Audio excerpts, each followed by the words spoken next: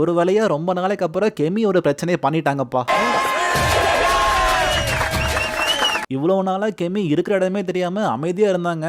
இந்த வாரம் நாமினேட் ஆனங்காட்டி சரி ஓகேடா ஏதோ ஒரு பிரச்சனையை போட்டாதான் நம்ம இருக்க முடியும்னு தோணிருக்கும் போல.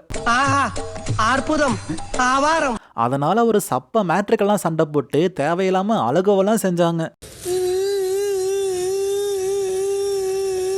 எங்கேயா இருந்த இவ்வளவு நாளா? அது என்ன மேட்ருன்னா சாம்பார் ரொம்ப காரமா இருக்குது உள்ளேயே போக மாட்டேங்குதுன்னு நைட்டு ஒரு பிரச்சனையை போட்டாங்க. அடுத்த நாள் மதியம் கத்திரிக்காய் காரமா இருக்குது நான் தரமாட்டேன் அப்படின்னு திவ்யா சொல்ல உடனே கெமி கோவப்பட்டு சாப்பாட்டுக்கெல்லாம் இப்படி பண்ணாதீங்க அப்படின்னு ஒரு 7.5 போட்டாங்க. நீனே ஒரு பைத்தியண்டா, நீயே ஒரு மென்டல் ஆஸ்பத்திரியில போய் அட்மிட் ஆயிடு. இதை பார்க்கும்போது எனக்கு ஒன்று தான் தோணுது. சாம்பாரை ஏன் காரமா வச்சிங்கன்னு அதுக்கு ஒரு 7.5 போடுறாங்க. சரி கத்திரிக்காய் காரமா இருக்குது உனக்கு தரமாட்டேன்னு சொன்னா அதுக்கு ஒரு 7.5 போடுறாங்க. உனக்கு இப்போ மனோதத்துவ நிபுணரோட உதவி தேவைன்னு நினைக்கிறேன். நீங்க தாராளமா பிரச்சனை பண்ணுங்க, உங்களை யாருமே வேணான்னு சொல்லல. ஆனா ஒரு சப்ப மேட்ரிக்கெல்லாம் பிரச்சனை பண்ணி ஆக்டிங்க போடாதீங்க, பார்க்க முடியல. பாடா படுத்துறாங்களே.